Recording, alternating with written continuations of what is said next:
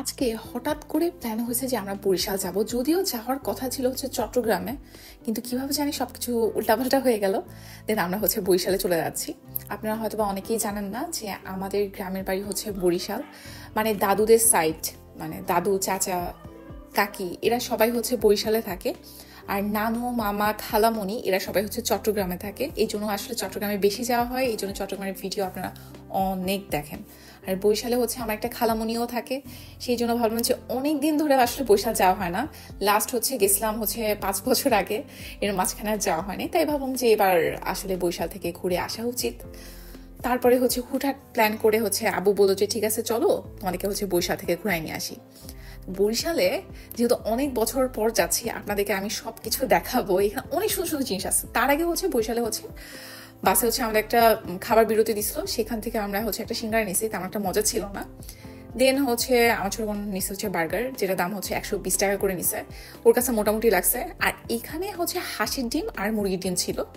তো হাঁসের ডিম হচ্ছে 30 টাকা করে ছিল, আর হাঁসের ডিমগুলো খেতে কিন্তু বেশ ভালো। এখানে যে হচ্ছে সালাদটা দেয় সেটা বেশ মজার। এটা অনেকেই অনেক জায়গায় খাইছেন, বাট এখানেও মোটামুটি মজাই বলা যায়।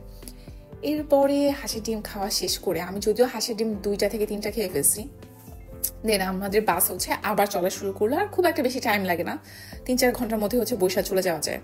আমাদেরকে নামাই দিল হচ্ছে রহমতপুর যেখানে নামাইছে সেখানেই হচ্ছে একটা দোকান পাইছি হোটেল টাইপের। তো সেখানে হচ্ছে খাবার খেতে বসছি। সেখানে আমি নিচ্ছি হচ্ছে ভাত, গরুর মাংস হচ্ছে নিচ্ছে 180 টাকা, যেখানে হচ্ছে 5 পিস গরুর মাংস দিচ্ছে এই সাইজের। আর লাল শাক ছিল হচ্ছে 30 টাকা করে, আর ভাতের প্লেট নিচ্ছে হচ্ছে 10 টাকা করে।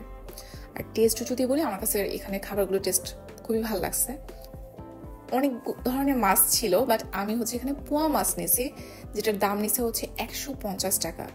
কিন্তু এখানে একটা জিনিস দেখলাম যে এখানে হচ্ছে দামাদামি করে খাওয়া যায়, সেটা আসলে আমি জানতাম না।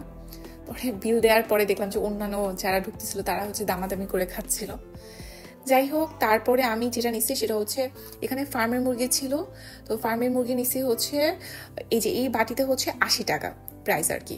আর টেস্ট যদি বলি, আমার কাছে সবগুলোর টেস্টই মোটামুটি ভালো লাগছে।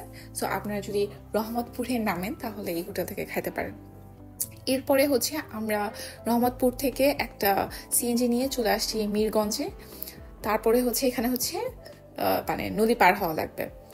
এই জায়গাটা আমার খুবই ভয় লাগছে, কারণ এত মানুষ উঠতেছিল, মানে সবার মনে হয় এই ট্রলারেই যাইতে হবে, জানি না। আর এত বেশি মানুষ উঠাচ্ছিল, আমি ভাবছিলাম যদি ডুবে যায়, আমি তো সাঁতার পারি না ভাই, কি হবে।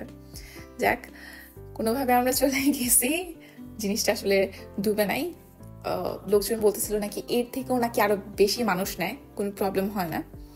সো আমাদের গ্রামের বাড়ি হচ্ছে মুলাদি, যদি মানে মুলাদির ডিরেক্ট বাস পাওয়া যেত তাহলে খুব ভালো হতো, কিন্তু আসলে আমরা সেটা পাইনি, সেটা 9টার দিকে চলে গেছে। এরপর একটা সিএনজি নিয়ে আমরা ডিরেক্ট হচ্ছে বাসায় চলে যাচ্ছি। আর এই যে দেখেন আমাদের গ্রাম এত সুন্দর বলার বাইরে।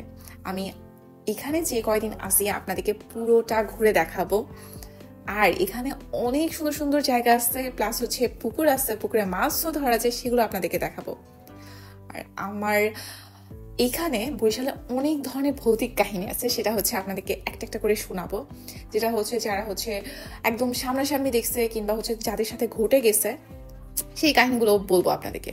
তো বাসায় এসে আমি কোনো কথাবার্তা নাই, আমি যে ছাদে উঠে গেছি। খালামণি আমাকে বললো যে ছাদে নাকি মানে সে হচ্ছে সিম গাছ লাগাইছে, এই সিম গাছ নাকি প্রচুর সিম ধরছে। তো এসে দেখি যে আসলে অনেক ফুল আসে আর অনেক সিম।